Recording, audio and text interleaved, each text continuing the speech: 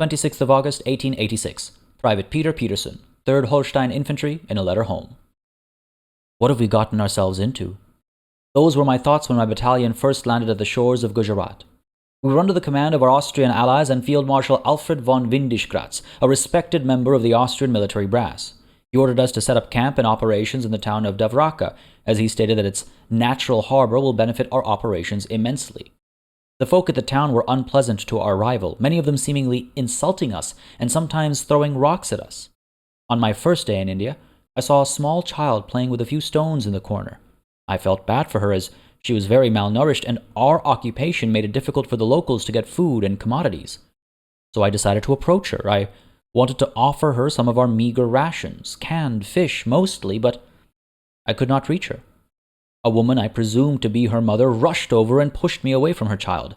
I stood there bewildered with canned fish in my hands. A few of my comrades had noticed the commotion. Before the situation could escalate, I took off my cap and bowed to the woman, hoping that this was a symbol of apology universal enough to break the language barrier. I hastily gave them the can of smoked sprat I wanted to give them and then quickly went back to my comrades. I am a Holstein serviceman, but this is a war I am too ashamed of. A war where our European powers tried to deprive the Indian people of that they longed for the most. A true nation to call their own, and I could relate to that. Even back home with you, Caroline, I always talked about a German nation to call our own, not Danish, not Scandinavian nor Prussian, German. So why was I forced to fight against the thing I wanted myself more than anything else? We are now set to march to the front at the Pindara. I might not return. So if this is my last correspondence, I want you and little Ludwig to know that I love you and will watch you from wherever the Lord's eye gazes. Yours, Peter. 6th of December, 1886. Private Peter Peterson of the 3rd Holstein Infantry, in a letter home. I am still alive, although my comrades would almost disagree. We were camped out in Pindara near the old temple at night after a failed attack as the Punjabi army counterattacked. These were not the forces of the Gujarat prince we were fighting. No, the military might of the Maharaja stormed the town, a military force not too unlike our own. Our defenses were easily overwhelmed, and enemy soldiers poured into our camp. I got into a close-quarters fight with an Indian soldier. He fought with the ferocity of a tiger, like a man who had a nation to call his own. He overwhelmed me, and I started crying, for I thought that I would never see you again, my dear. Luckily, he showed me mercy, and instead of killing me, he stabbed me in the right shoulder. After that, my consciousness faded. I awoke hours later in the daylight in a field hospital, and I couldn't feel my right arm. Doctors said it was badly infected, and they had to amputate it. But today I got the best St. Nicholas Day present you could hope for, a new chance at life. Death's snares had failed to entrap me, and so I still live on to hopefully see you again, my dear. Yours, Peter. 3rd of March, 1887. Private Peter Peterson, formerly of the 3rd Holstein Infantry, in a letter home. The situation is dire, my dear. Since I lost my arm, I was of no use for the army anymore in fighting, but they still found a way to keep me in the hot, scalding land of India. I mainly serve as a cook in camp nowadays. I even made friends with an Austrian. His name is Wolfgang Braun, and before the war he worked in a furniture factory in Innsbruck as a machinist. Now, however, he is also in India and also wounded. He lost his leg a few weeks ago, but now walks on his peg leg like he was born with it. Now, even though people like us rarely leave Dwaraka lately, we've been getting some dire news. Field Marshal Windischgratz has been losing ground to a new figure. General Ranjit Kunwar has been pushing our position closer and closer back to HQ. My battalion, the 3rd Holstein Infantry, was almost completely wiped out, and only few of the comrades I originally sent out with are still alive, and even fewer are still in good condition. The writing is on the wall. I believe we will set out for Kiel soon and go back home, defeated in this war we should never have participated in. The Maharaja are a rising force, one we cannot halt. It was foolish of us to meddle. Now war's back at home, and occupation of some of our allies' land has forced our hand. I do not wish to fight anymore.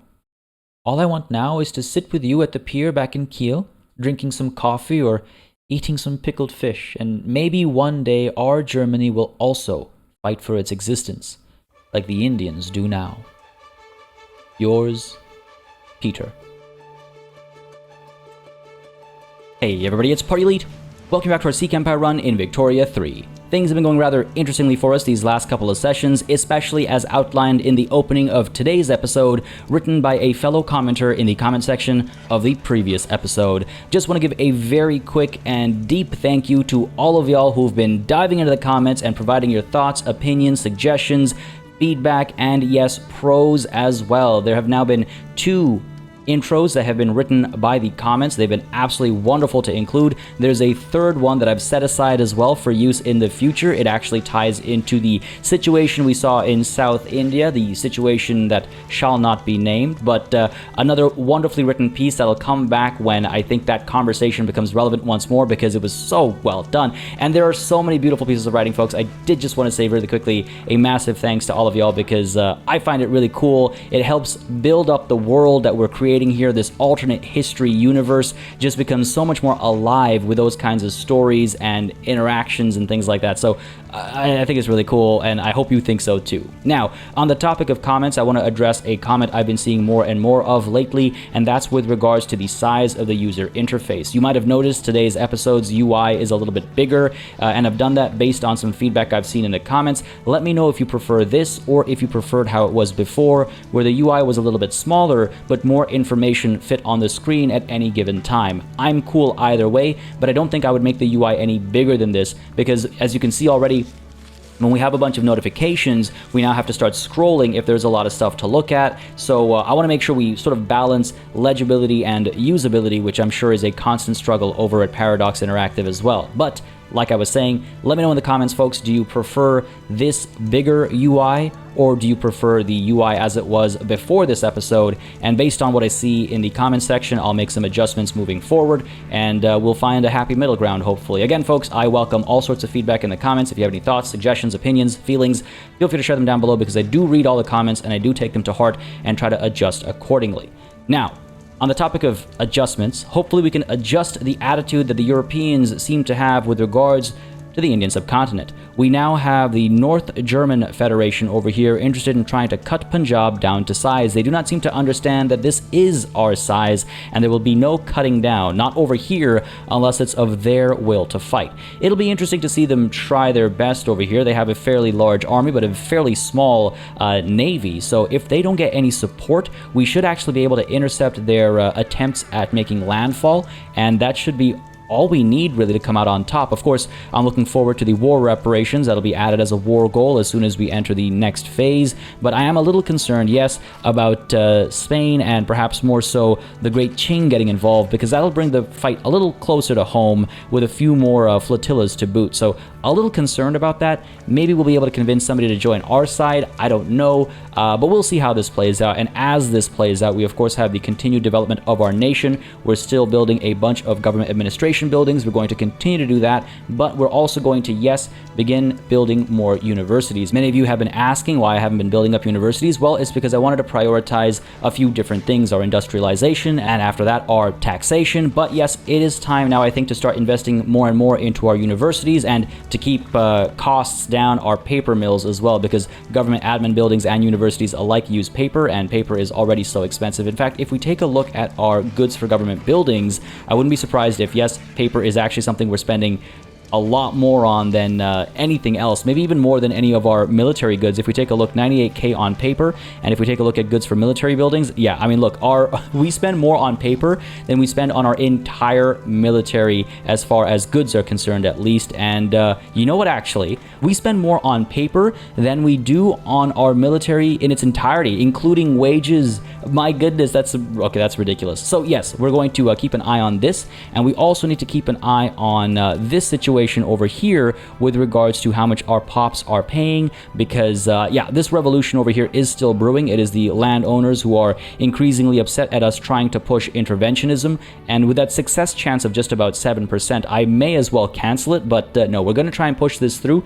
and if the landowners decide they want to kick this revolution off, we'll crush them, and we'll bring their clout down to zero, and hopefully increase the chance of interventionism actually going through. In the future, I would like to maybe get rid of the consumption tax on services. That'll make quite a few of our middle strata and upper strata pops happier because it'll remove that extra cost they have to pay. And to be clear, yes, it's not going to change the number we see over here where services cost a certain amount, but don't forget, when you pay a consumption tax, you pay the amount for the good and then you pay extra on top of that. So while again the number here and the relative price might not change, the actual amount of money that's changing hands will change. So it does make a difference, but it's not a difference I'm rushing to make just quite yet, because if I'm not mistaken, consumption tax is currently keeping us afloat right now in the midst of all of this construction. So let's keep it going for the time being, because I do not want to change my taxation level. I would very much like to try and reduce radicalization. And yes, I'm going to stop flopping back and forth. Let's try and keep it at this point over here, regardless of what happens to our number up here.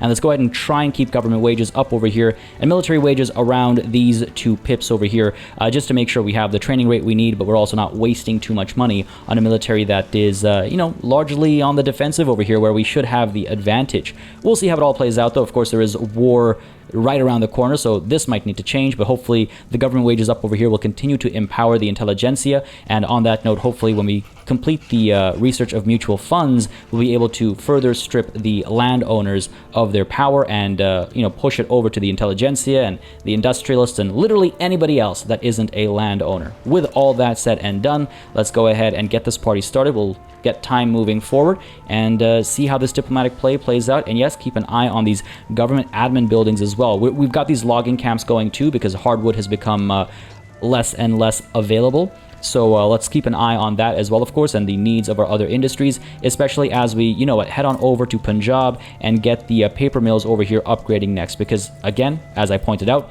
paper is something we're spending a ludicrous amount of money on. Though before we do that, maybe we should invest further in the construction sectors so we're able to get this building done faster. So let's head on over to our construction sector and get this up to, let's say, level 16, sure. And why don't we go ahead and make those next to top priority, because they'll be done pretty quickly in about 3 to 5 weeks time, and then we can use that extra construction output for all the other construction we're trying to do. So yeah, sure, let's go ahead and actually put them into top priority. The government admin buildings can wait a little bit longer. Again, I'm feeling very comfortable about how much money we're making, especially when construction is not eating up so much of our wealth. So this will be perfectly fine. I want to point out, by the way, as some of these notifications go away and as we enter the diplomatic maneuvering phase of this diplomatic play, yes, more of our puppets, or rather I should say all of our puppets, are now involved in this diplomatic play, as you can see here, whereas the previous attempt at cutting us down to size only involved Baroda. That's because when the previous diplomatic play kicked off, we only had Baroda as a puppet, but this time around we have the EIC and all of its former puppets as our puppets, so they're going to dive in right off the bat. And you can see we've already started mobilizing here. Not just battalions, but our flotillas have increased in number as well because of all of those ships and soldiers we now have access to.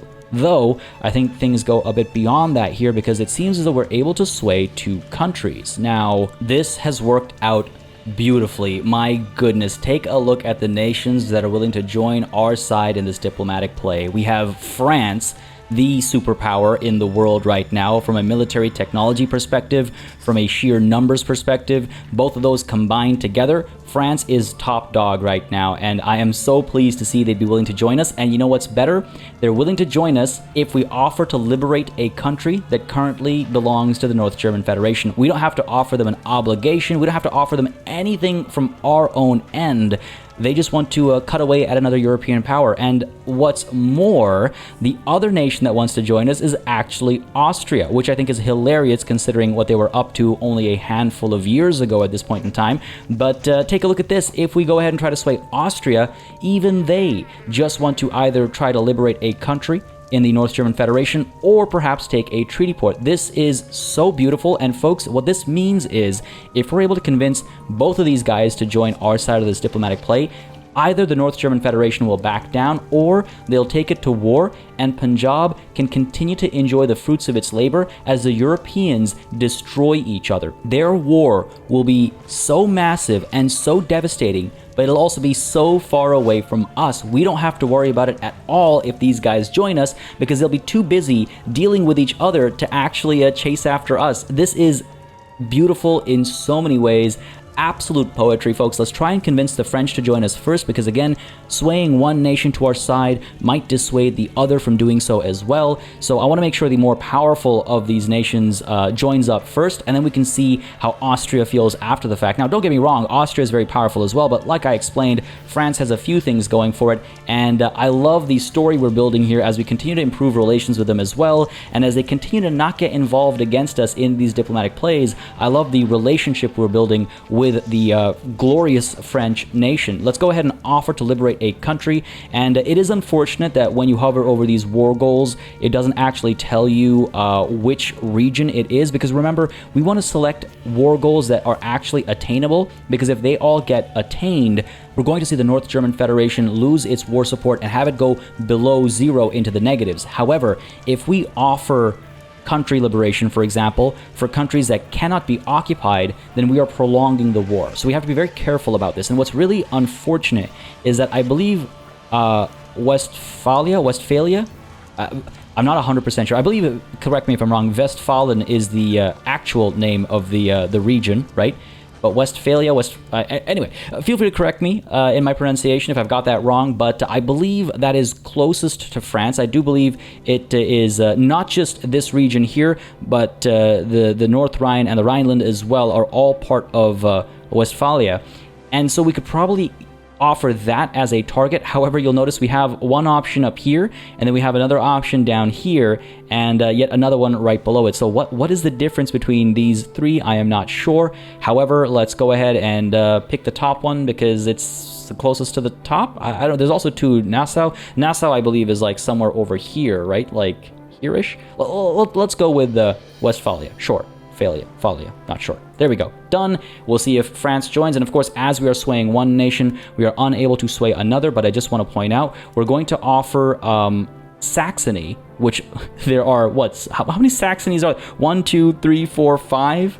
5 Saxonies. Okay, fantastic. We're going to offer one of the 5 Saxonies to Austria, and hopefully we pick the right one, because Saxony is like right over here, right? So that should be easy enough. But again, if we offer multiple war goals, they all have to be occupied, or the North German Federation's capital has to be occupied in order to get their war support into the negatives. But we'll cross that bridge when we get there. Hopefully, though, we're going to see these guys join us, and we'll see the North German Federation simply give up on this war, offering us those war reparations, which should be huge, or yeah, they'll just duke it out, and we'll see Europe in flames as the people of Punjab continue to simply live life and enjoy their successes. That would be absolutely huge. I'm very much looking forward to how this plays out now. Oh my goodness, I was so nervous, back-to-back diplomatic plays to try and cut us down to size, but this is getting me really excited. This could actually work out for us in wonderful ways, because don't forget, the damage that's being done right now is being done to all parties, right? And while I am working with the French and working with the Austrians, flip-flopping happens all the time, right? I mean, think about the Austrians and where we were just a couple years ago, as I was saying previously. So the damage done to them during this war is actually working in our favor as well, as the French have been swayed and have decided to join us. My goodness. So it looks like the North German Federation here is now fearful, as they should be, but I'm not done, because it does look like, yes, Austria is willing to join us as well. And you know what? If we can cut the North German Federation down to size and punish them for their hubris, I'll be so very pleased. So yes, let's offer to liberate the country of Saxony. Again, I'm not sure which one is which or what's different between them, but it looks like getting one of the Westphalias offered removed all of them, so perhaps it's just a bit of a visual bug or something. Either way, let's offer to liberate Saxony, and that should hopefully bring the Austrians in, and the North German Federation will not know what hit them, but I know for a fact that they won't be hitting Punjab. My goodness. Now, what do we have over here? Seems as though we failed to pass interventionism, no surprise there, but this might cause even more issues going forward. Lawmakers working towards the enactment of interventionism have found themselves mired in a particularly complex set of bureaucratic proceedings, grinding the work towards reform to a near halt. Well, damn, this labyrinthine legal system will increase enactment time, but reduce success chance to, well, 0. It can't go into the negatives. but it would if it could. Or we could cut through at least some of the red tape. It'll hurt our bureaucracy, which we're working on right now. It will cause a bit of radicalization. It'll increase the enactment time, but at least it won't zero out the chance of success here. So sure, let's cut through at least some of the red tape. I am Maharaja here. I get to choose what happens. So I will cut through this red tape with a giant pair of scissors and hopefully see some success over here. That's really unfortunate, but hey, it is what it is. Meanwhile, up over here, the construction sectors are slowly being completed. You can see our construction efficiency is going higher and higher, not in a literal sense of, you know, state construction efficiency, but just in terms of how much construction we're producing per week and how much we should be able to build at a time as a result of that. So hopefully, as those guys get fully staffed up, we're going to go ahead and see a bit more efficiency and a higher rate of work over here.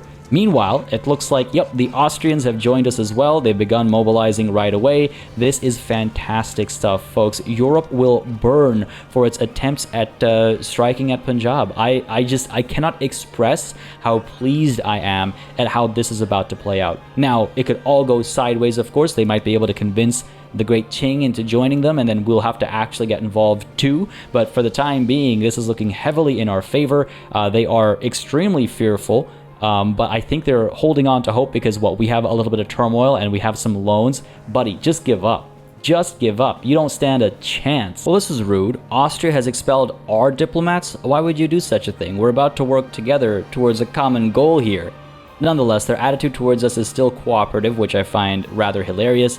And I don't mind if they decide to take a couple of, you know, funny moves to make themselves feel better. It is what it is. At the end of the day, they're helping us. So who's top dog between the two of us, right? Now, we do have quite a few maneuvers left, and I just wonder if I shouldn't add a few more war goals to this war. On the one hand, I would like to get war reparations from Hohenzollern, which I'm definitely butchering the pronunciation of, but fact of the matter is they are a little bit harder to reach because they're located in the middle over here, so they're somewhat isolated underneath these clouds, and I just wonder if we'll waste too much time trying to get them to capitulate, so that seems a little wasteful. At the same time, forcing the open market of North Germany, or the North German Federation, I should say, seems like a good idea, but at the same time, I just wonder if it'll extend this war beyond what it needs. Now, granted, we're not mobilizing our troops or anything, so do I really care if it's costing the French and Austrians more to keep this war going? Do I really care if the North German Federation is suffering more in an attempt to protect its market?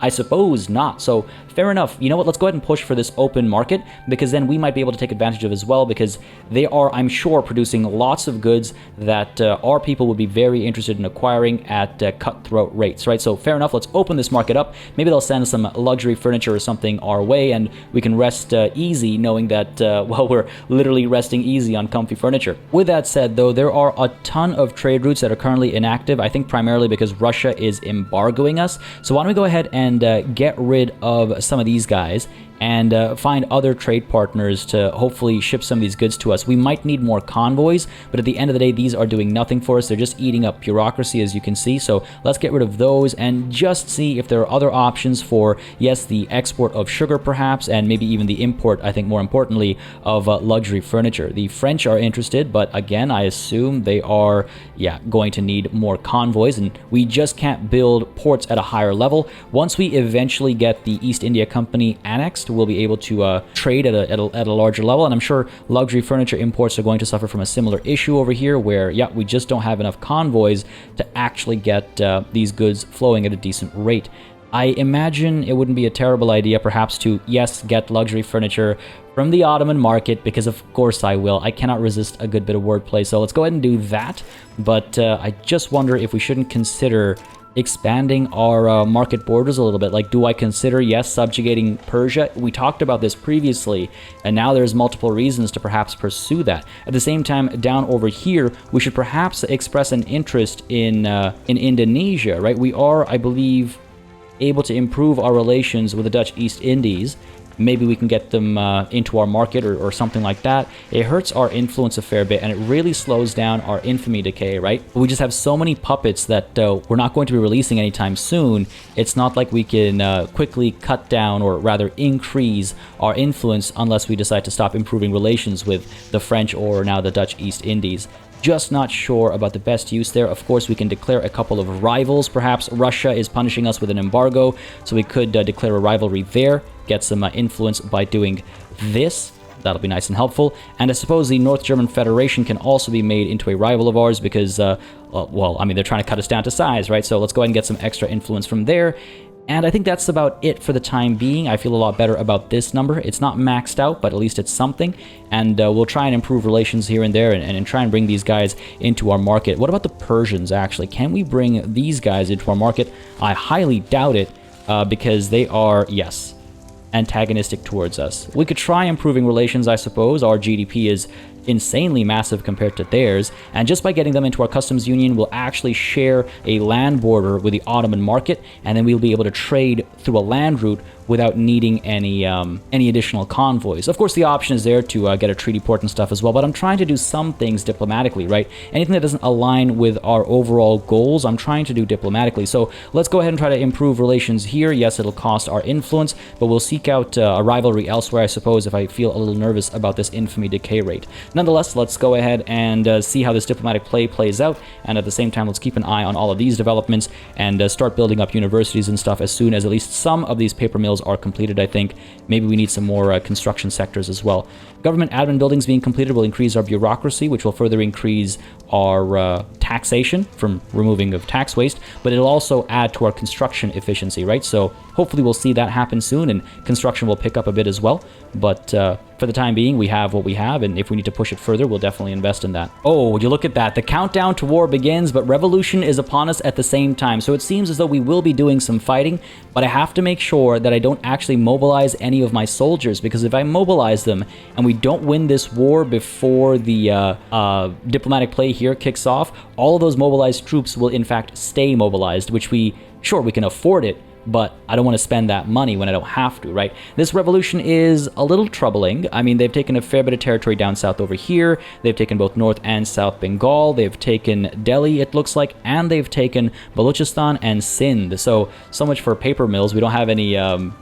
well, not only do we not have any sulfur coming through, but we've also lost quite a few of our ports that might have been importing sulfur, so that's a little unfortunate. Hopefully all of our puppets will mobilize and make some moves, and we won't actually have to get directly involved ourselves. It'll be interesting to see how this plays out, as mutual funds, as you can see, have been unlocked, and quinine has been unlocked as well. So mutual funds will go in and apply those changes after this revolution has been nullified and crushed, but we do need to pick, of course, a new technology, and I do think it's time for us to focus a little bit on the trench works, because again, that's going to make a huge difference. It'll take 12 years to research, but as I was saying, we are going to invest in universities, and that should bring this number down. I think trench works are going to make a huge difference, because I do believe our primary enemies at this point in time are using trench works. And of course, by that I mean Great Britain over here. If we take a look at one of their barracks, we should be very quickly able to verify the use of, yes, trench works. So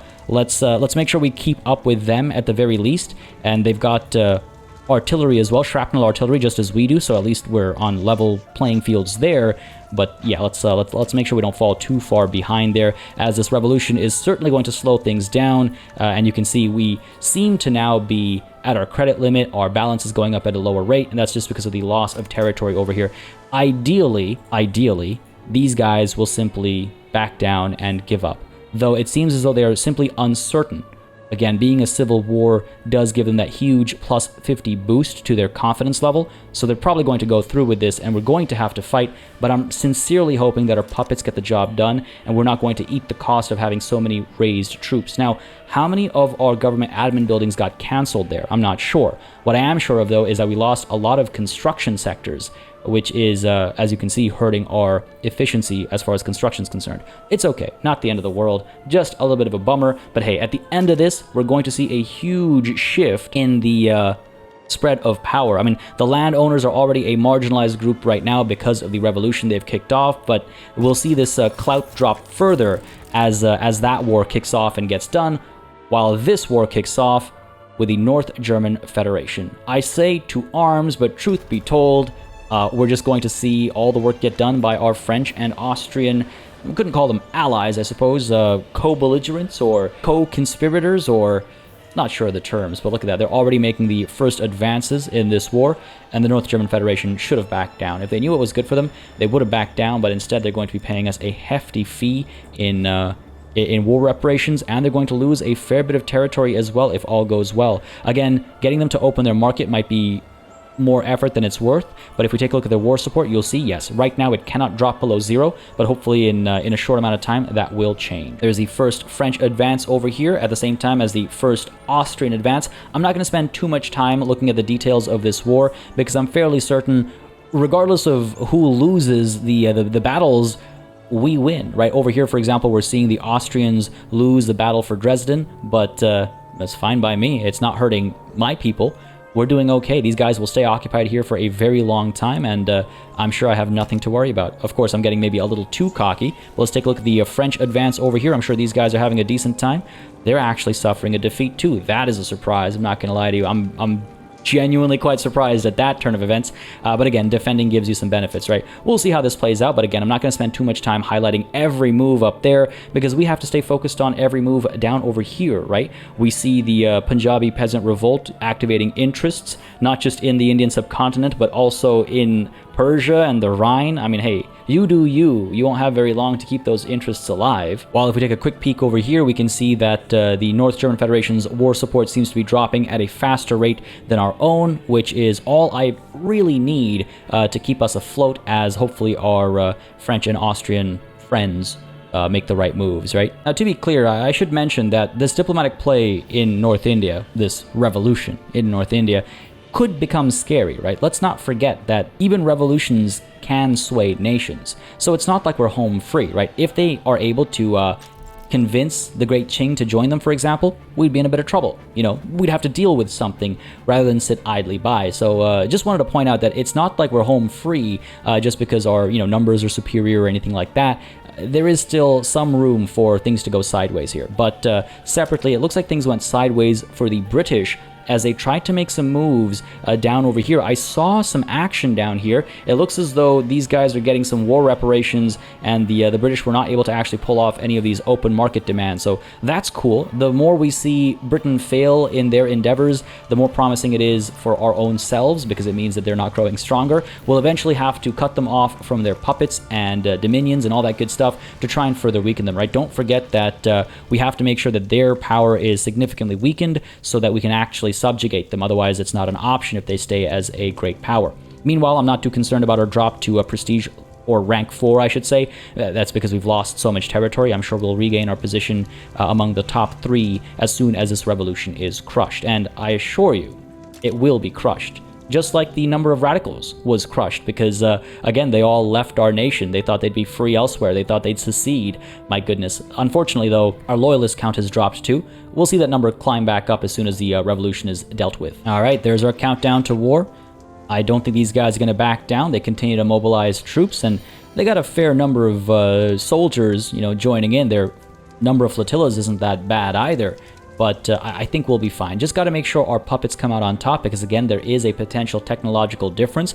I don't think the revolution is going to be fielding the same quality of troops that we would have been fielding, but I also don't think that the puppets of ours will be able to field anything more powerful than the actual revolutionary forces, right? So let's see how it plays out, and if I have to get involved, I will. Again, the main reason I'm not mobilizing any forces is because if I do mobilize any soldiers, any battalions, then those costs will stick with us until the war against the North German Federation is done as well. But here we have the Punjabi peasant revolt. Let's see how it plays out. To arms, all my puppets, including the East India Company. So funny to see them fighting for us, and we can see some initial advances happening already. Looks as though we have a push over here from Jaipur and a push over here from Gwalior as well. And let's just see how it all plays out as the revolutionary forces are trying to make some advances of their own as well. Don't forget, just because we haven't mobilized doesn't mean we aren't bolstering numbers, right? All of the battalions in North India are able to support across the north and over here as well,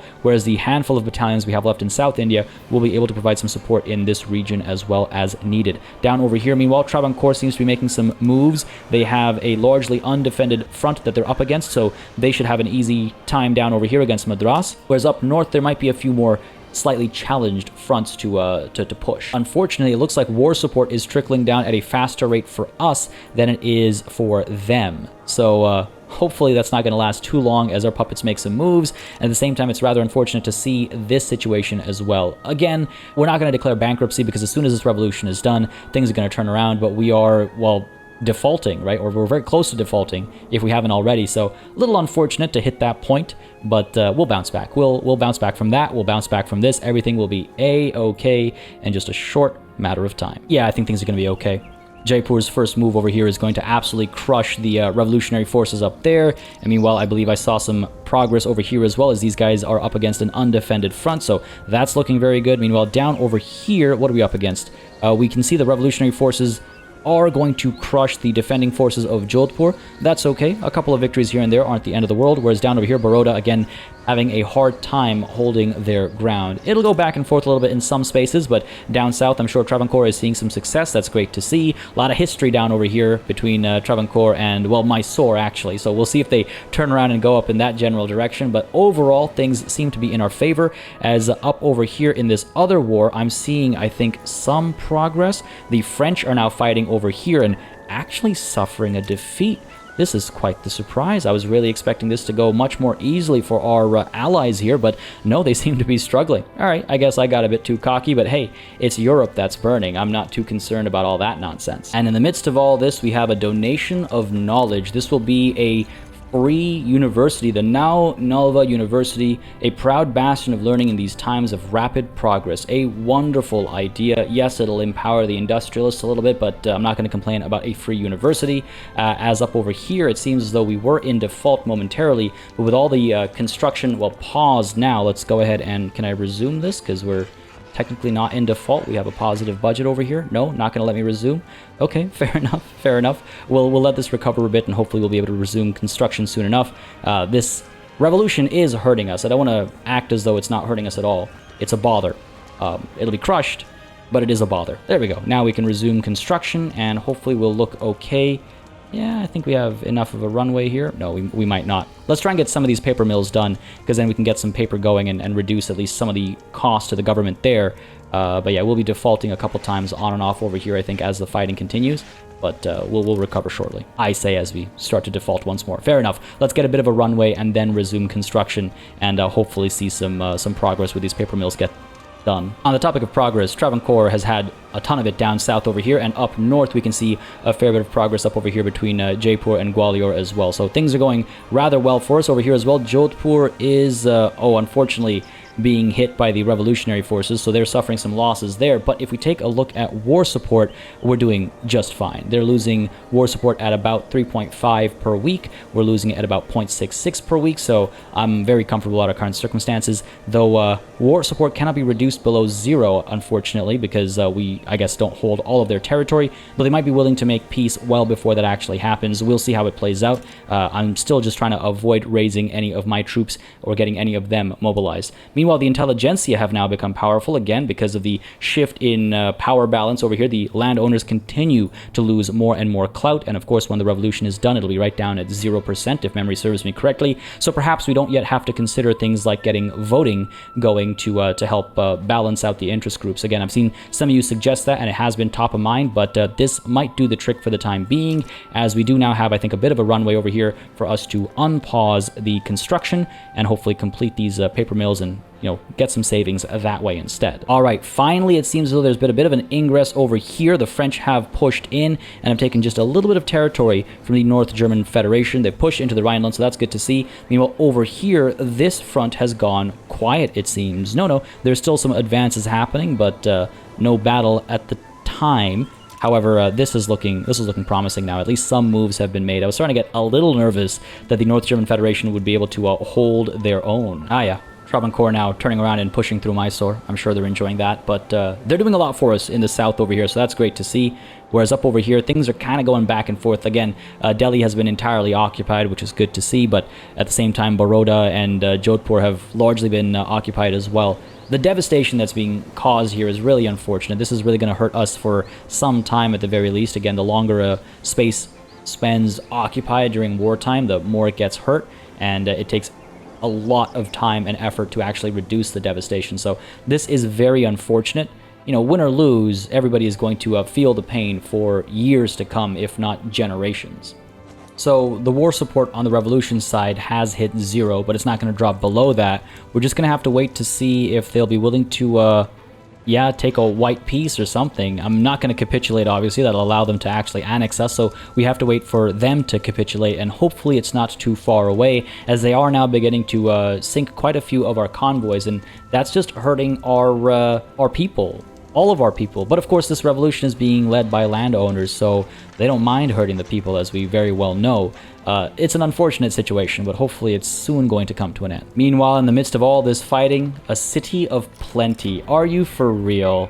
My goodness, it really is kind of disgusting to read about all these people living so well and so joyously and happily, as so many are dying on the fronts. My goodness. Nonetheless, as always, the party will never end. Let's try and get those loyalists as much as we can, right? We have to accumulate them, because we did take a pretty hefty hit to our number over here, and even though we are increasing the number of loyalists, it's decreasing, unfortunately. Overall, it seems that trend line is certainly pointing downwards, whereas the radical situation seems somewhat flat despite this positive number here.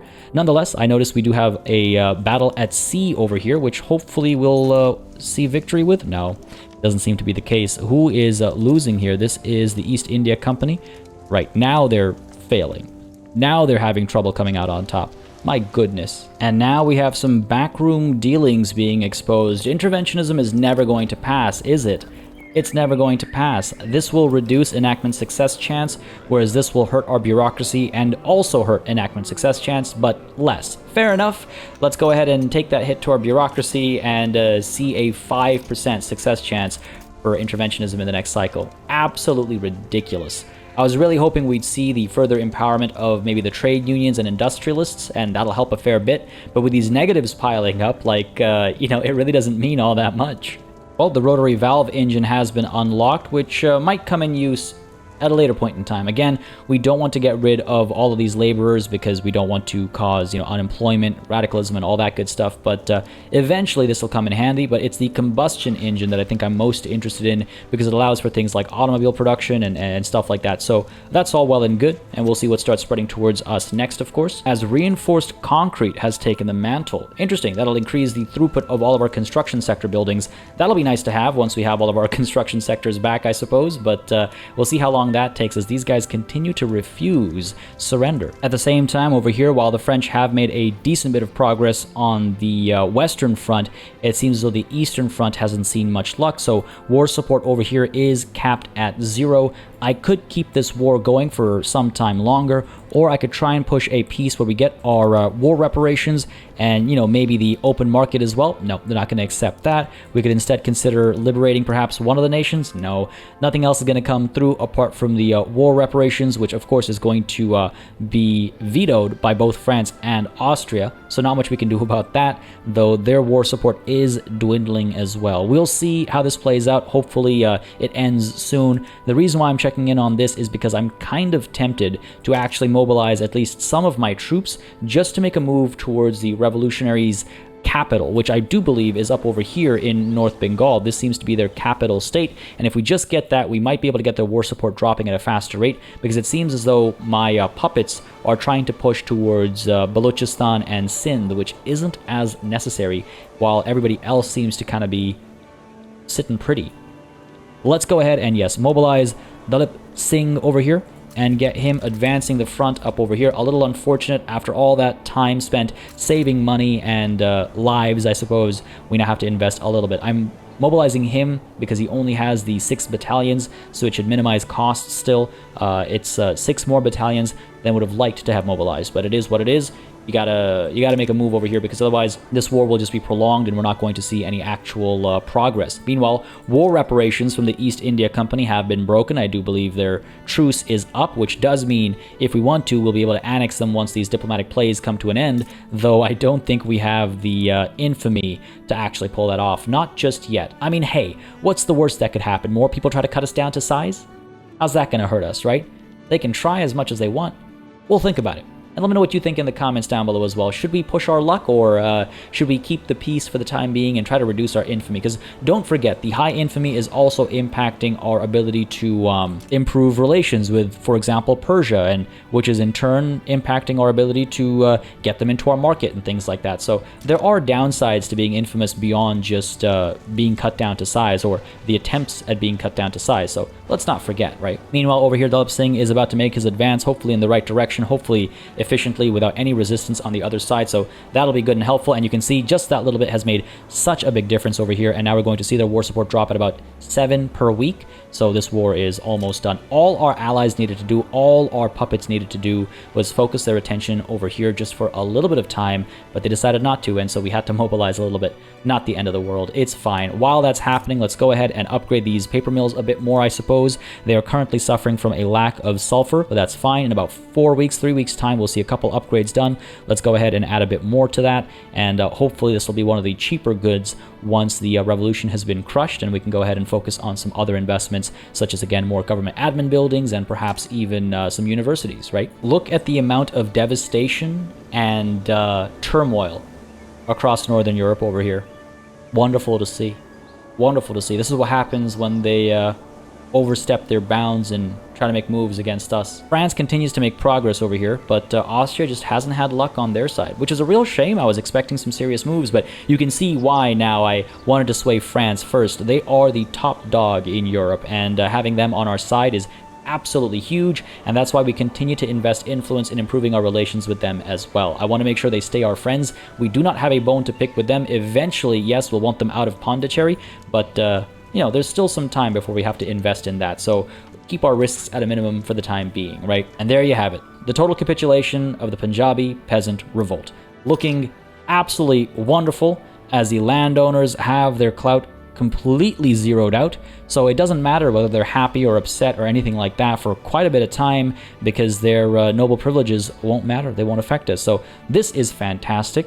It's also fantastic to see our radical count has been permanently reduced, I mean, until it eventually, you know, catches up to us, but we are now a full united empire once more, but our radical count is down to just about 5 million, while the loyalist count has pumped up to about 1 million. So this is feeling fantastic. This is the biggest, or the lowest, I suppose, the ratio has ever been in this entire playthrough, I think, apart from right at the beginning. And you'll see our prestige has brought us back up to rank 3 once more, and I think a bit of effort will bring us right back up to rank 2, because as you can see, things aren't quite as they should be. And that, ladies and gentlemen, is because all of the buildings under the purview of the revolution changed their methodologies, their production methods, to the older technologies. So we have to now go in and do a bit of housekeeping. Let's go ahead and edit that out, though, because you don't have to watch me click 100 clicks when you know what I'm about to do. So let's really quickly go ahead and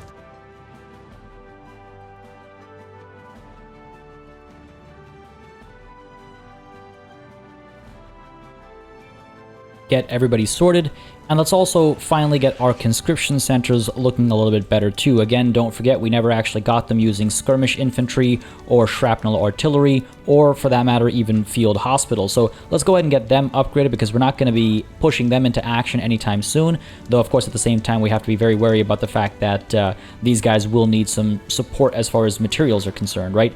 Naval bases as well. Let's get them using power of the purse once more, please and thank you. And let's go ahead and actually get these ports all using the right production method too, using the cargo ports. We should perhaps take a look at industrial ports and getting those steamers going at some point as well, but maybe that's for a little bit in the future, as we have other things to deal with for the time being. As you might have noticed, by the way, I was selective about which of our plantations are actually using the modern methodologies as opposed to the older methodologies, and that's just because we of course still have to keep an eye on our motor industries, right? If I hit play over here, and as the production method at North Bengal kicks in, you'll see of course there is a bit of a shortage over here as far as goods are concerned, so just got to be careful about that. Though it does look like the price of opium is dirt cheap. I'm sure this will fluctuate and I'm a little concerned this will cause addictions to start sprouting up. Nonetheless, let's keep things as they are. We got to work on the motor industries, as I pointed out. We'll also work on our universities at the same time as that, while we also want to continue applying downward pressure to the landowners. Of course, it doesn't get any lower than this, so we won't be able to, I think, see the impact of what we're about to do over here in the short term, but we can certainly feel it in the long term. Over here at the wheat farms, let's go ahead and get them publicly traded, and this will actually be done across the board. And just to point out what that does is it adds some capitalists into the mix of ownership. Previously, it was just aristocrats. This is going to add some capitalists across the board for all of our spaces where otherwise it used to just be aristocrats. The thing about aristocrats is they typically stay as landowners, armed forces, or intelligentsia, yes, but significantly less commonly. Whereas the capitalists are much more likely to be industrialists, intelligentsia, or armed forces, which completely removes the chance of the landowners being further strengthened. It just hurts their strength ever so slightly by giving that strength to a different set of interest groups instead. So publicly traded across the board over here, that is again the result of our mutual funds, and we're going to do it across all of our farms to start with, because as you can see, the mines, for example, they're already owned by capitalists. Getting them publicly traded will just add more capitalists. So it does look like they'll make more money, and that ultimately typically translates into higher wages as well. So if we go from 34.1 down to 33.8, that doesn't sound like more money. We'll see once all that settles in, and once everyone's actually been hired. Of course, there is a bit of hiring to do. Hopefully, we'll see a bit of a shift in the actual wages and stuff, and that might be a good change as well. In fact, why don't we do that to the iron mines as well then? Hopefully see some positivity there. We'll go ahead and, yes, lead mines too. Everything, pretty much everything is going to become publicly traded, and eventually we might chase after worker cooperatives. I've seen some conversation with regards to that in the comments. Don't worry, I've not ignored those or set them aside. Of course, there's a lot of effort that needs to be done before we have access to some of those options, of course, from a technology perspective and from a law perspective. So don't worry, it is still on my mind. It's just not something we can pursue for the time being. Meanwhile, over here with the fishing wharves, right now we have shopkeepers currently in charge, and these guys tend to lean towards the petite bourgeoisie, as you can see, and I don't think I quite care for these guys. Xenophobia, middle managers, treasury bonds are their traits, and their ideologies are reactionary, meritocratic, and patriotic. They're sort of a nothing deal. As far as the laws they want to push, I don't particularly care for them. So yeah, let's chase after the publicly traded status over here for the fishing wharves as well, and let's make sure that they're actually using fishing trawlers too, to again maximize our profits, whereas subsistence farms and subsistence orchards are unfortunately locked to privately owned unless we can get worker cooperatives going. Now, we have quite a few other industries that can flip to publicly traded as well, and I mean, again, if we can really make more money and increase wages, then I should pursue that. Let's keep an eye on this. Munitions plants was at 9.6. I just want to see where that ends up and if we want to flip this back down the line if need be. We'll see how that plays out for us, and at the same time, let's not forget to actually get our government admin buildings using the right production methods as well. North Bengal especially needs the standardized filing system. You can see our bureaucracy is looking much better already. Let's go ahead and get, I guess that's all of them. Fair enough. That is all done then, and as we resume, hopefully we'll see some of these numbers drastically change towards the positive. I'm not sure where these huge negatives are coming from. Is it the increased government wages? Is it the expense of paper over here? Not sure exactly what's going on, but now Nulva has died. He's the one who sponsored that one university in Kashmir. That's really unfortunate. That's really quite sad. In his name, in his honor, let's head on over to Kashmir and upgrade this university a couple of steps. Why not? Again, let's not go that far. Let's go up to maybe here, because the thing is, universities help with qualifications, innovation, and urbanization. Qualifications is a big deal, but the population at Kashmir isn't all that large. There are other places where those investments would make a much bigger difference, right? And the same goes, by the way, for tax collection. Some of these government admin buildings should really be upgraded in North Bengal and South Bengal, and not just in Punjab, where the population is actually just a little short compared to, yes, some of these other states where also we have a huge negative to tax collection. So with that said, why don't we go ahead and upgrade the government admin building over here a little bit, and in South Bengal too. Let's go ahead and pump these numbers up to, let's say, a nice round 20, and hopefully this will really start to look a bit better shortly. Not sure why it's so hugely in the negative. We're still making a fair bit of money from our diplomatic pacts, and the addition of the North German Federation's war reparations will certainly help. But I'm trying to remember what it might be that's hurting us right now. Maybe it's the tariffs that have been reduced so significantly because of all of our convoys being sunk. It might be because of reduced minting from the gold mines, which is slowly recovering now, as down in Mysore we should be seeing employment coming through. Yeah, that's what it is. It's just going to take some time for all this stuff to kick in a gear, and then our economy should recover, because this is a very scary number, and I'm sure it'll look a lot better in just a short amount of time here. Meanwhile, I don't think the numbers we were looking at previously really hold any water, because the changes are so significant that I don't think it's just a matter of becoming publicly traded that's making all this difference, right? So it is what it is. It's not the end of the world. I can still experiment with that with chemical plants and motor industries when the appropriate technologies become available. But I was just curious to see what kind of a difference it makes and how. And actually, that reminds me, we need to investigate the paper mills, because I'm sure we're seeing some trouble. Oh, we're actually not. Sulfur is not low on supply. Okay, that's good. It looks like logs are a bit of an issue though, and or wood, I suppose. I just see logs, I say logs. But I suppose we could build up some of the industry in North and South Bengal. We could also take a look at establishing import routes, hopefully a land route from, the Great Qing market. Absolutely. Bring that through, bring the prices down, and then we'll consider other options elsewhere as well. As our convoys are starting to recover, it might open up some options for importing luxury furniture. No luck, unfortunately.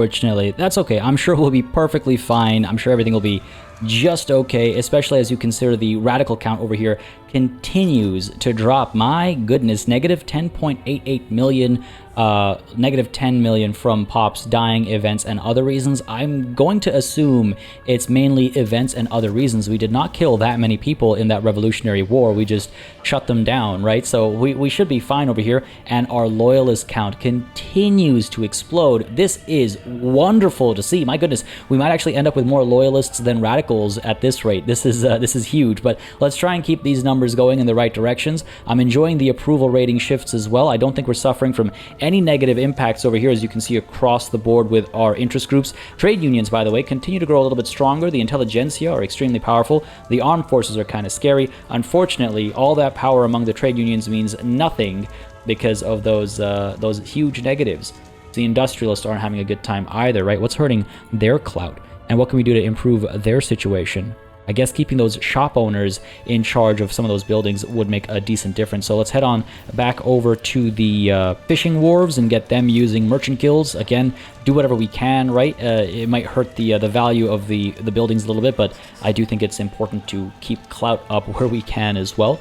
And the reason why public trading is hurting the trade unions, I think, is because we're just empowering other interest groups, and that's why the trade unions are a little bit worse off, because some of that power is being taken away from them. At the same time, this number still terrifies the crap out of me. I mean, my goodness, are we really spending that much on paper?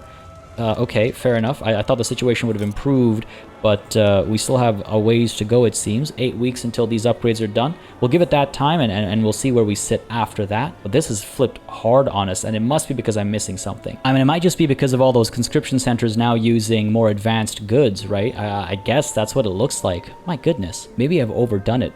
Maybe I've overdone it just ever so slightly, and we should tone it down a bit. Because again, they were doing just fine, right? Let's not forget, they were all right. Though, hopefully with more government admin buildings done, we'll see taxation improve, and this negative won't be as low.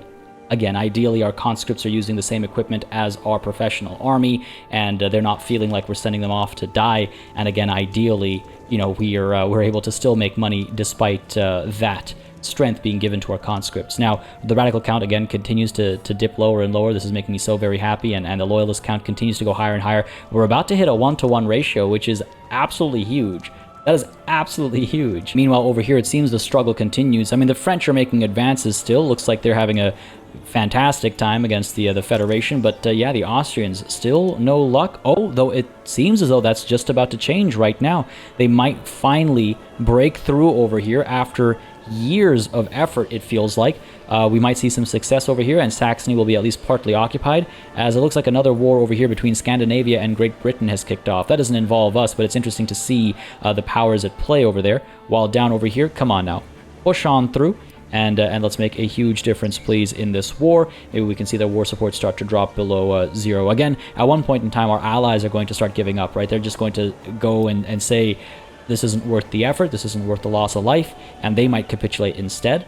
But enough damage has been done to the North German Federation that they'll be willing to capitulate as well. There we go.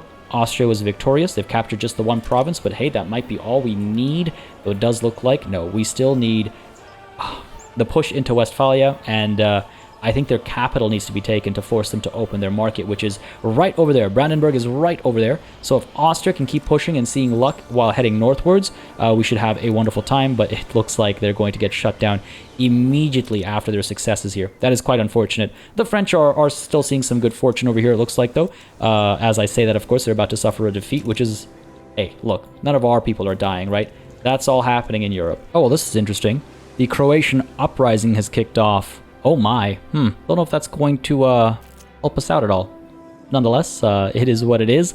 Meanwhile, down south over here, the Maharaja has had to intervene, and yes, the Maharaja's will be done. Plus 20% enactment success chance is huge in countering the negatives. Plus 22%. Please work for me here. Please work for me, as some of the government admin buildings have been completed. We now have the construction sector completely done its operations, and we still see a bit of a negative. Yeah, again, we know exactly why that's happening, so why don't we go ahead and make some moves to reduce the cost of military goods over here. Ammunition is particularly troubling. Opium is also a bit of an issue, so here's what we'll do. We'll go ahead and get all of our opium plantations using automatic irrigation. That's obviously going to need more motor industries from us, right? But we're also going to go ahead and build up the arms industries shore and the munitions plants as well. It looks as though the munitions plants are suffering from a lack of lead, so over to Balochistan we go, where these lead mines will get a little bit of help, and it looks like overall, unsurprisingly, we're suffering from a lack of coal.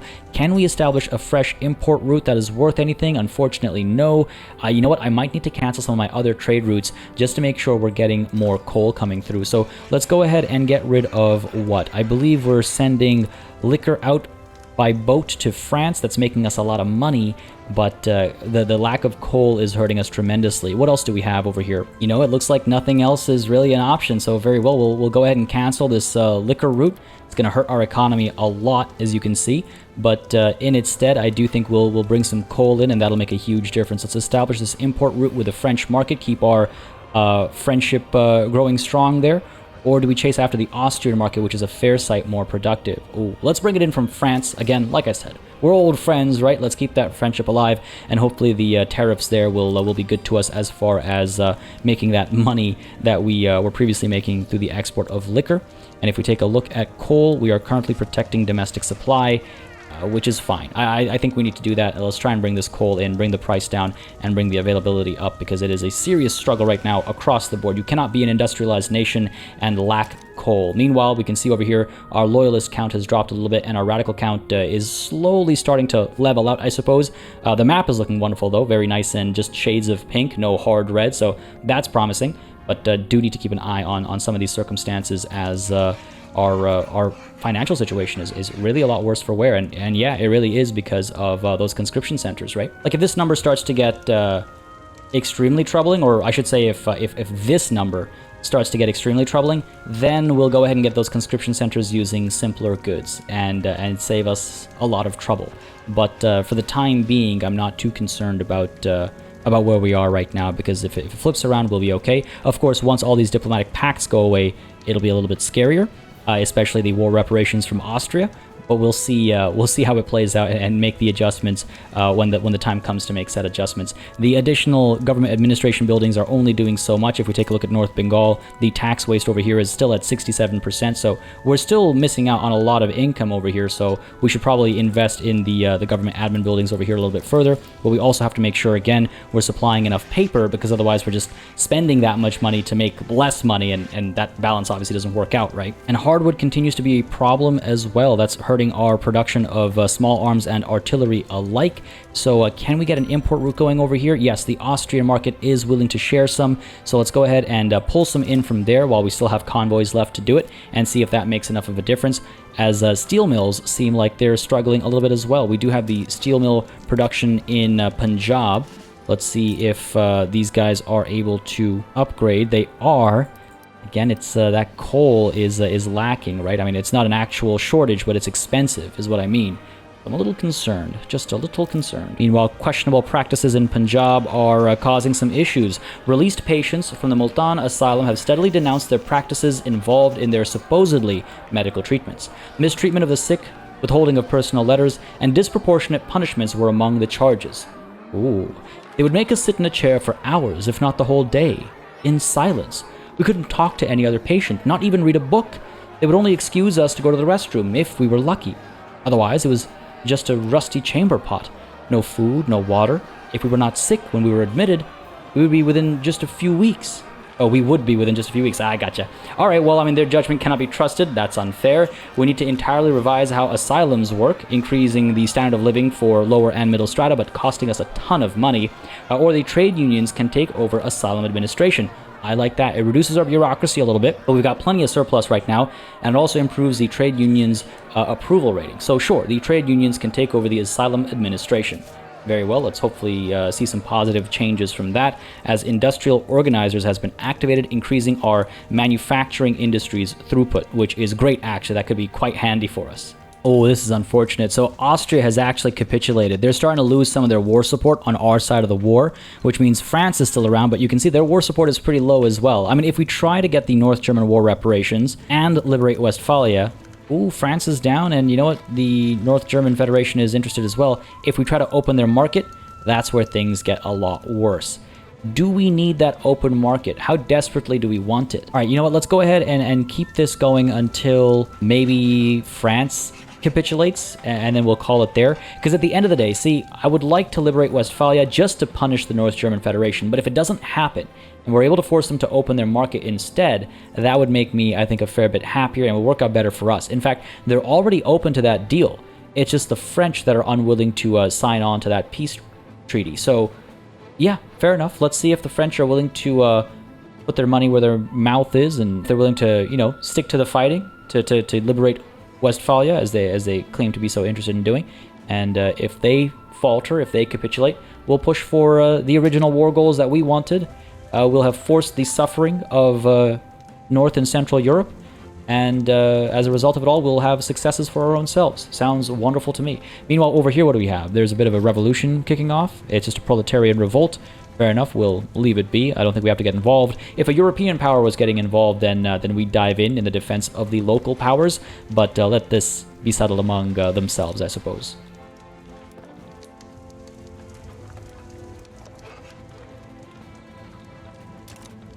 Oh, that's a huge hit. The war reparations from Austria have been broken, and now our economy is looking a fair sight worse for wear.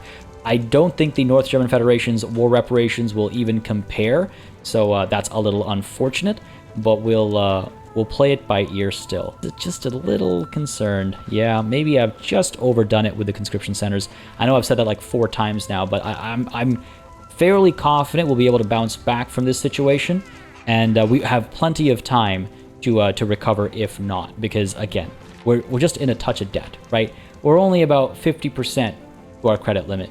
We'll be okay. This isn't the end of the world. Well, seems the revolutionary attempts of Croatia have been completely crushed. Good for Austria, I suppose. I mean, again, it doesn't affect us in any way, though there are some concerns being raised with regards to what? The intelligentsia have expressed their concerns about government decisions clearly favoring the interests of the industrialists. Choosing is always hard, not because the decision is difficult. Listen, I don't need to hear you speak over here. Does this need to be addressed? It'll make the intelligentsia happier. Or the intelligentsia just needs to understand that sometimes they're going to be made upset. They are currently happy enough. Avant-garde is going to stick around even if we decide against their favor here, whereas the industrialists are loyal and they'll stay loyal either way. Does this need to be addressed? Do we really care about who sits where? So let's see, the industrialists will stay loyal if we go against them, and the intelligentsia will get close to loyal. They won't be all the way there. Not going to make that much. Oh, actually, now, given the recent change, they will get to propagandists. Sure, you know what? I don't really care for the migration attraction increase, but it is nice to have more loyal interest groups than not, so fair enough. Let's go ahead and address the circumstances here and make sure all of the powerful interest groups feel equally heard. And we do have 3 powerful interest groups at the cost of the landowners, the rural folk, and the Sikh priesthood. How funny that is to see in terms of the shift in interest groups in our nation. Quite a big change. Quite a big change. And hopefully we're seeing another big change right around the corner over here. Come on, 29.7% is a decent chance of success, right? Hopefully we'll see it come through as a bunch of these lead mines are being completed, more government admin buildings coming through as well, and these guys are going to be so crucial in helping us recover from the hit of losing all those war reparations. Meanwhile, if we take a look at the situation over here, the French are, actually interested in not pushing for the liberation of Westphalia. I guess it would please them, right? It'd be nice to have them be a part of this conversation when it all comes to an end. Their war support is at -0. They'll be losing war support ever so slightly because they don't have the war goals they need. But yeah, opening the North German market is really going to require a serious push from the French over here. They're very far away from Brandenburg. I mean, I do have some mobilized troops, but they're unlikely to be able to strike. Philip Singh over here with 94 battalions, which I'm sure is also a part of our huge expense because, oh yes, I completely forgot. My apologies, folks. But the conscription centers aren't just using better equipment, but they were activated, I think, by the revolutionary forces, and they remain active as this war is ongoing. In that case, to hell with the French desire to liberate Westphalia. Yes, it would have been nice to hurt the North German Federation in that way, but no. It just occurs to me that the extremely high numbers for the conscription centers, if we take a look at military wages over here, and also goods for military buildings, that's not just from actually having the higher level goods and technologies and production methods, it's also from them actually being raised. I wish I checked this earlier. I knew that number was suspicious, but I was throwing caution to the wind. Fortunately, seeing the huge negative didn't slow us down. I didn't stop development or anything like that. It's not like we let that number stop us. So the only hurt done is that our interest is a little bit higher than I would have liked it to be. You know what? Not the end of the world, but it is the end of this war. North German war reparations and the open North German market will be our demands. We will propose this peace deal, and then we'll see exactly what we can get from the North German Federation as far as trade routes are concerned, you know, without the tariffs and stuff bothering us. So let's go ahead and propose this deal. France is for it. They've lost their appetite for Westphalia, so let's propose the peace deal and bring an end to this fighting, please and thank you. Hopefully it won't take too long for them to accept the deal, and we'll see this number become a lot better. My goodness, I wish I'd noticed that a little bit sooner, but it's okay, it's okay. It's perfectly okay. There's the treaty, and if we just take a look at the war reparations coming through from the North German Federation, that's not bad, 25.3k. It's no Austrian war reparation, but that's not bad at all. And meanwhile, if we take a look at goods for military buildings, yes, you can see the conscription centers are completely removed when they're not active. I should have noticed that. Something kept bothering me in the back of my head. There was this voice saying, "Party, that's not right. That's not right. Your conscription centers are active." Nonetheless, things are looking much better as we have a full slew of construction ongoing, and money is still in the positives. And that, folks, is while our taxation levels are down here and government wages are up here. So that means things are looking fantastic right now. Our prestige is also looking rather beautiful. We are once more at rank 2.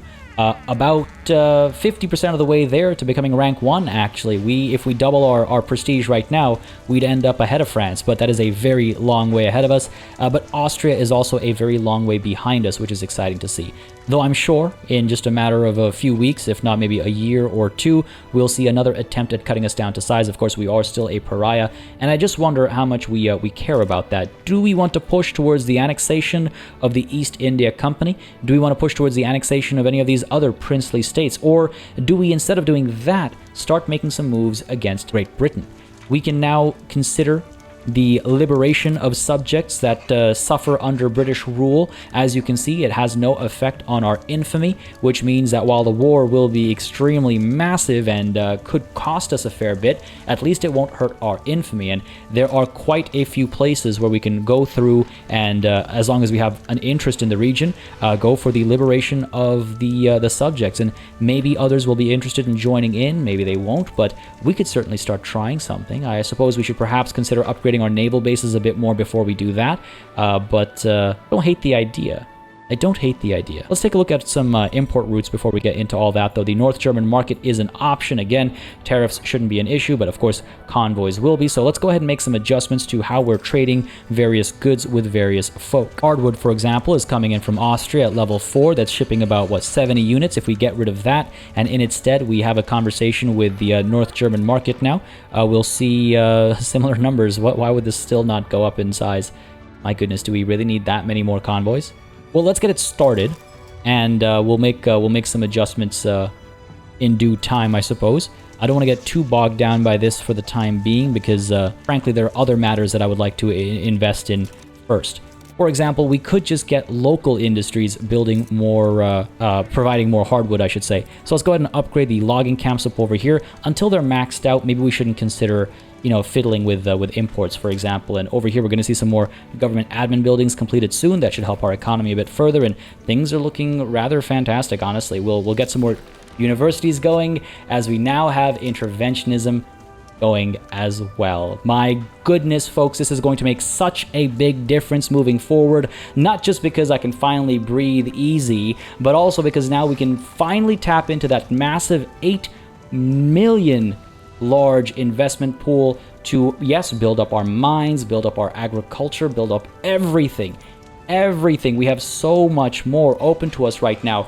Our steel mills, for example, their construction is going to be covered. The logging camp, their construction is going to be covered. Like, this is absolutely massive. The fact that we've pushed through interventionism makes me so happy, and it is so promising for the future of this run. Folks, this, though, is where we're going to call it a session, because I think that is a very high note to end things on. We're going to take a look at landed voting if we feel as though interest groups need a little bit of nudging around still, though I'm also curious about potentially moving towards our proportional taxation here. Plus 30.4k is no joke, and that's with low taxation, right? So that's huge. At the same time, we might also want to consider the allowance of women in the workplace. Propertied women, as terrible as that sounds, increases the workforce ratio by about 5%, which isn't nothing. Eventually, we can chase after women in the workplace and women's suffrage, but women in the workplace requires us to have researched feminism, which I think is a ways away. We don't even have human rights yet. And then women's suffrage needs some further law adjustments. We need at least, one of these laws passed alongside feminism. So that's a ways away. But again, the increase in the workforce size just means more money in the pockets of our people, and that means more opportunities for them to uplift themselves, right? Though otherwise, I'm very pleased with interventionism being in place right now, and I do think we might want to chase... I'm not sure. I was so sure until I reached the end of that sentence, because the public health insurance is probably not a terrible idea either, right? Just to improve our health institutions and reduce mortality. Though we're just short of being able to afford it as far as bureaucracy is concerned, though with a couple more government admin buildings done, we'll be A-okay on that front. And I mean, hey, in just 4 weeks' time, I'm sure we'll be completely covered. My goodness, there is so much to think about. There's so much to be excited for moving forward. Folks, we have defended against another attempt at cutting us down to size. We have caused mass devastation across Central and North Europe. It'll take them a fair bit of time to recover from some of this damage. Look at that, 45% up there. 45% over here. We got 28% over here. Like, this has hurt them a lot, and the turmoil is great to see as well. Not all that is a result of this war, obviously, but hey, the open North German Federation market and the war reparations from the North German Federation are a beautiful sight to see. As is the continued success of the Punjabi Empire. Folks, I hope you enjoyed this session. If you did, you know what to do. Let me know down below by leaving a like and a comment. And if you haven't yet subscribed, don't hesitate to subscribe either, because there is plenty more of this show and more of Vicky 3 in general to come on the channel too. I am... oh boy, I'm plotting hard. I'm trying to figure out what we do next. Folks, let me know your thoughts in the comments down below. Do we strike at British puppets? Do we try to annex the East India Company? Or do we stay developing our own capabilities? We didn't get a chance to actually build up any universities this session. We didn't get a chance to focus on... well, a few things here and there, actually, as far as our industries are concerned either, but that was mostly because I was waiting on interventionism. Next session is going to be wild, folks. I hope you enjoyed this one, though. As always, a massive thanks goes out to all of the channel members and patrons who've been supporting the channel on a monthly basis. Y'all keep us alive and running smoothly. And, of course, a big old thanks goes out to each and every one of you for watching. Until next time, cheers.